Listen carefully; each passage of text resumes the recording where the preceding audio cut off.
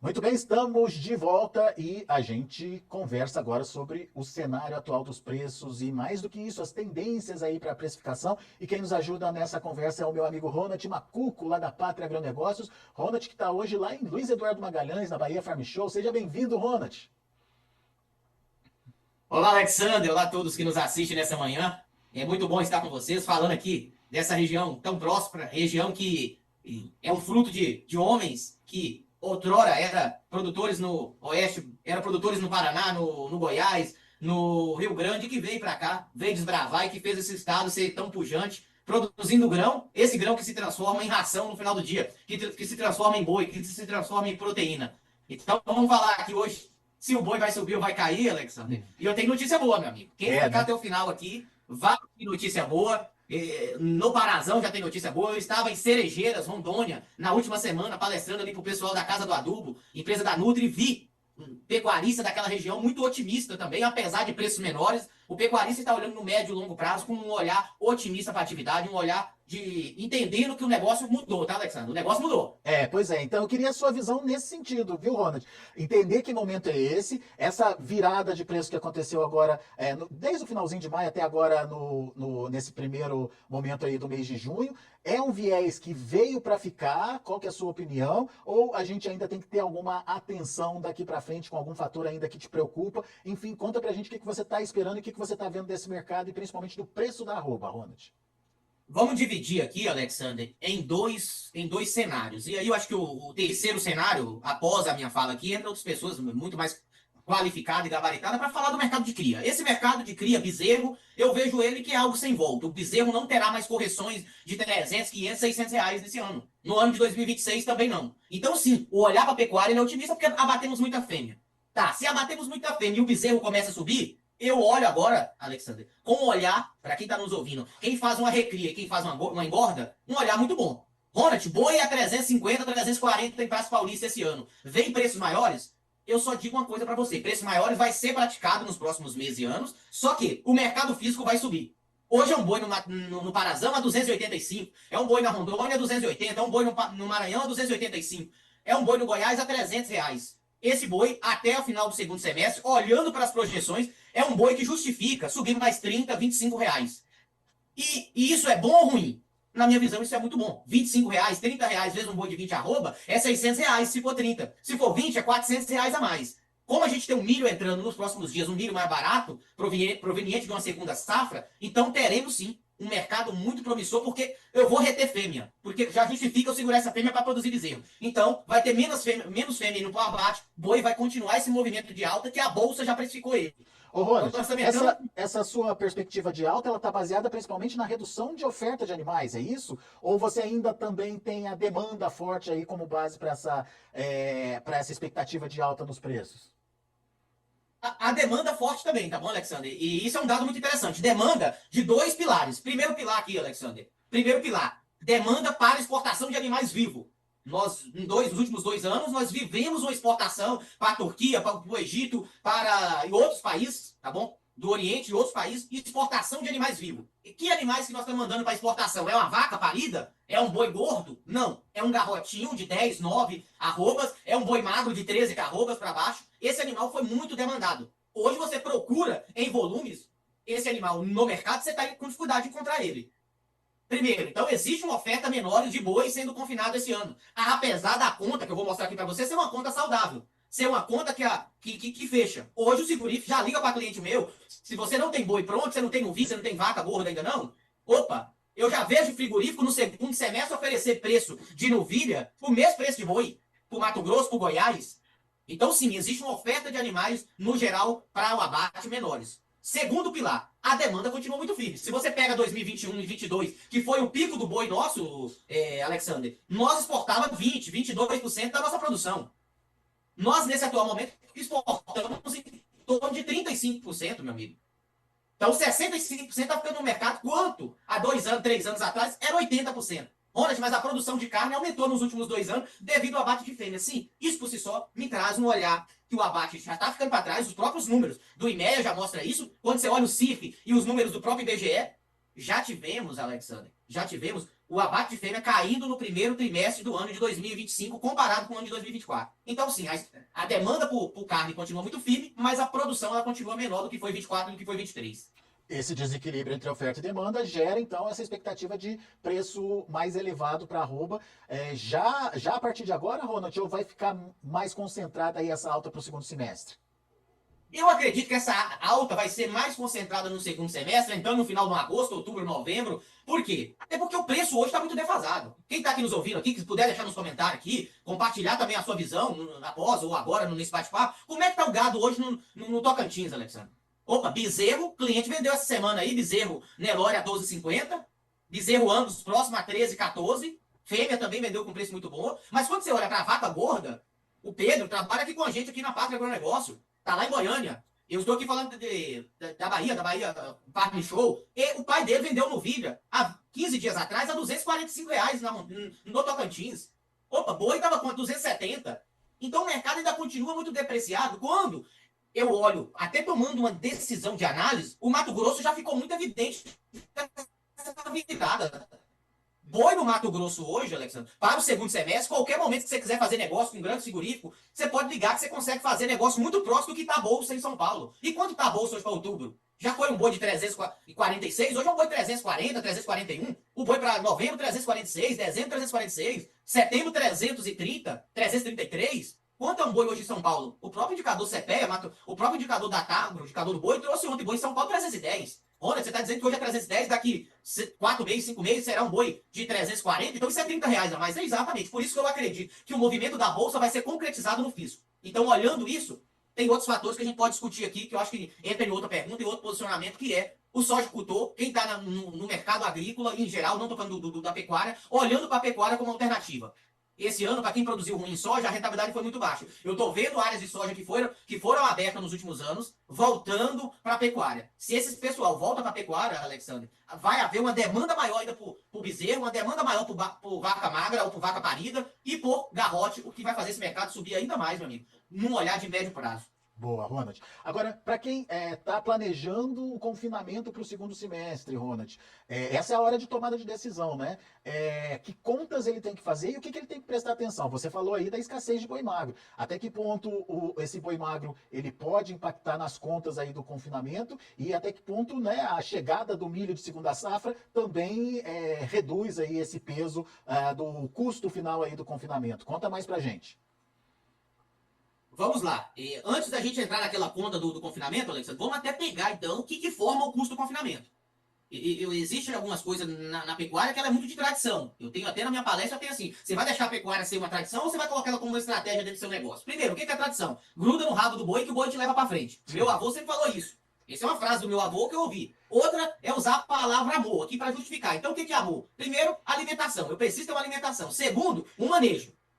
Terceiro, letra da palavra amor é organização. Opa, o O é de organização, o M de manejo, o A de amor, o R é o quê? Raça. Não precisa ter raça. Ronald, meu confinamento eu faço com gabiru, eu faço com cruzado. Opa, é outra coisa. Nós estamos falando aqui de animais Nelore que está entrando no coxo que a conta vai fechar. Tá. Se a principal coisa que eu faço aqui, dentro do confinamento, essa palavra amor entra muito bem, eu volto a trazer para nós aqui uma tomada de decisão. Primeiro, o boi magro ou o garrote, ele é o principal custo do confinamento. Nós estamos falando aí de um custo pelo menos de 70%, 75%. Tá, se esse custo é o grande formador de preço, qual é o segundo custo? A nutrição. Hoje é muito fácil eu vender ração. Porque existe tanto boitel no Brasil, cada dia mais aparece mais. E olhando por esse viés, cada dia vai ter mais boitel. Cada dia vai ter mais gente vendendo ração. Porque o custo do boi representa 70%, 75%, 70% do investimento. É muito caro, Alexandre, eu ter um boi dentro do confinamento. Por isso que a ração precisa ser barato. Como é que a conta vai fechar se a ração é cara? Então hoje, olhando nesse atual momento, a conta do confinamento é boa porque existe uma ração, existe um sorgo, um milho, chegando agora, daqui 15, 10 dias, essa colheita está um pouco atrasada devido ao clima tá ruim, meu amigo. Chovendo muito agora, o clima tá ruim no sentido assim, tá chovendo além do que o sojicultor, o milhocultor espera. Então o milho, que já ia estar no mercado, ainda não chegou. Então o milho, daqui 15, 10 dias, vai ser uma diária totalmente diferente. A diária que eu vou mostrar aqui agora para você. A conta do confinamento, olhando nesse cenário, ela está extremamente positiva pensando no segundo semestre. Ronald, a conta está positiva. Mais gente vai confinar, não vai ter mais boi para o mercado? Não vai ter mais carne no mercado? Esse é um olhar muito bom que faz total sentido. Por isso que eu preciso trazer uma gestão de risco. Eu preciso estar exposto a alta, mas eu quero garantir minha margem líquida. E qual é a margem líquida, meu amigo? Eu te mostrei aqui, eu compartilhei com vocês, agora vamos discutir ela. Vamos compartilhar então aqui, Ronald. Estamos aqui com a, Essa, estamos aqui pode falar. com a sua página no ar, pode falar. Essa planilha, Alexandre, ela é uma realidade que eu faço para clientes do Goiás, do Mato Grosso, da Rondônia, de São Paulo, do Paraná, não muda. Essa planilha ela está me trazendo o quê? Essa planilha está me trazendo que um boi para setembro, a tabelinha pretinha aqui com verdes que está subindo hoje, e os números é boi junho agora 318 na bolsa, e boi dezembro 346. Vamos pegar como referência dentro do ano de 25. Tá, eu estou colocando um boi hoje no coxo, nós estamos falando de junho, nós estamos dia 11 de junho. Junho, julho, agosto, setembro. Esse boi vai sair dentro do setembro. Então, eu estou colocando que eu venderia um boi em São Paulo, no pior cenário, a R$320, Alexandre. O confinador que está me ouvindo aqui, ele está no Goiás. Vamos botar a referência Goiás. Depois eu posso fazer para Minas, para São Paulo. Sem problema. De São Paulo para Goiás, vamos botar que o diferencial de base vai ficar 10. R$10. O que seria? Frete mais imposto. Seria um boi, então, no Goiás a 310. Mas eu estou colocando um seguro. Então, seria um boi a 305. Um boi de 305. Quanto é um boi magro hoje que representa 70% da sua produção? Um boi magro hoje, ele custa aí de 13 arrobas, R$330, 335, alguns momentos até um pouco mais. Eu botei 330 aqui como referência. Se você pega 13 arrobas vezes 330, desculpa, se você pega 13 arrobas vezes 330, é um boi de R$4.290. 4.290. Como estará a diária do produtor, do confinador, de quem tem um boitel, nos próximos 120 dias, 100 dias? Ela será uma diária que vai começar agora, próxima a 14, porque o boi está entrando, ainda tem milho. O milho caiu, mas ainda não tem um milho tão barato aqui no Goiás, o milho de 47, 48, Mato Grosso de 45. Então ela começa um pouco mais cara, mas quando você joga numa média, é uma diária aproximadamente 13, 13,50. Eu tenho cliente que vai fazer de 12. Eu tenho cliente que vai fazer de 12,50. Mas vamos bater aquela 13, 13,50. Nós estamos botando operacional, mais ração, tudo. Um boi em média aí, Alexandre, vai ganhar 1,550 kg dia. 100 dias de coxo, com 55% de rendimento, ele entra com 13 arrobas, ele sai com 19 para 20 arrobas. Ele entra com 390 kg, ele sai com 545 kg. O meu custo do boi magro, mais a dieta da ração que eu gastei aqui, R$13 vezes 100 dias, sai um boi magro, sai um boi gordo de 5.640 de custo final. Lembrando que a minha venda, receita final, é 6.094. O que é 6.094? É um boi de 19,98 arrobas, quase 20 arrobas, vezes 305. Me sobra um lucro líquido dentro do confinamento, R$454. Essa conta pode melhorar? Pode. Pode melhorar se o boi dele produzir 1,6 kg dia, se ele vender ele a 56 de rendimento. Essa rentabilidade vai para R$622. E outros casos, a minha diária caiu para 12. Em vez de 13,50, ela caiu para 12,50. Meu amigo. Ela cair para 12,50, a rentabilidade vai para R$722. Então, assim, no pior cenário hoje, a conta já justifica o confinado. A dúvida é que o boi magro não está caindo o preço. Então, eu estou vendendo um boi gordo lá na frente a 305 e um boi magro eu estou comprando 330, R$340 hoje. Mas mesmo assim, a conta é positiva. E por isso que eu acredito que, apesar de um volume menor de boi tendo no mercado, de boi magro, de garrote, o produtor, o confinador, o invernita vai botar o seu boi no coxo porque a conta justifica. Ô, Ronald, e essa margem de R$400 a R$700 que você mostrou aí, ela é boa? Ela é favorável historicamente aí para o pecuarista? 8 a 13%? Ela é favorável, né? Ela é favorável, porque o confinamento, cada dia que passa, Alexandre, ele está virando um negócio comercial. Eu sei que quem está no setor, quem está na atividade, muitas vezes não entende isso de tão forma clara. O que é comercial? É uma operação financeira. Eu pego meu dinheiro e mando para um boitel, e mando para um comprador de boi, ele compra esse boi. Muitos, Alexandre, eles nem sabem o que é um boi. Eu falo isso que eu conheço, já tem agora até um fundo na bolsa que opera também dessa forma. Você pode mandar dinheiro para ele, e ele vai lá e compra o boi magro, coloca no confinamento, e já garante o preço saída. Então, o confinamento em São Paulo, Goiás, cada dia que passa, ele está se tornando uma operação financeira. Se a conta fecha, eu entro. Se a conta não fecha, você vai ter que fazer alguma coisa para essa conta fechar, porque senão o investidor não quer entrar. O investidor não entra em um negócio que vai dar 3%, 4% em 90 dias. Porque ele já tem uma renda fixa hoje que paga 4% em 90 dias para ele. 1,2, 1,3, 1,1. Então, ela é remuneradora, ela é atrativa. Agora, isso não traz, Ronald, o olhar para o mercado ele é positivo. Nossa arroba ainda continua muito depreciada. Eu tenho um gráfico aqui, talvez não consiga mostrar para você agora, mas você já fez vídeo mostrando isso, que a nossa arroba ainda continua muito depreciada, meu amigo. Nós estamos falando de uma arroba Brasil hoje próximo a $56. Quanto a arroba mundo, a média dela está $79, $89. Então, tudo isso, Alexandre, tudo isso nos traz. Como é que tá, Henrique? Tudo bom?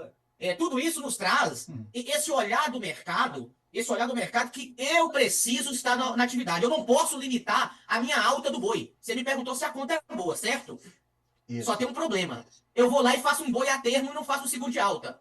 Se você pegar meus vídeos aqui com você no ano passado, meu amigo, nós estava falando, poxa, a conta tá entregando 320, 340, R$ 400 no pior cenário nesse mesmo momento.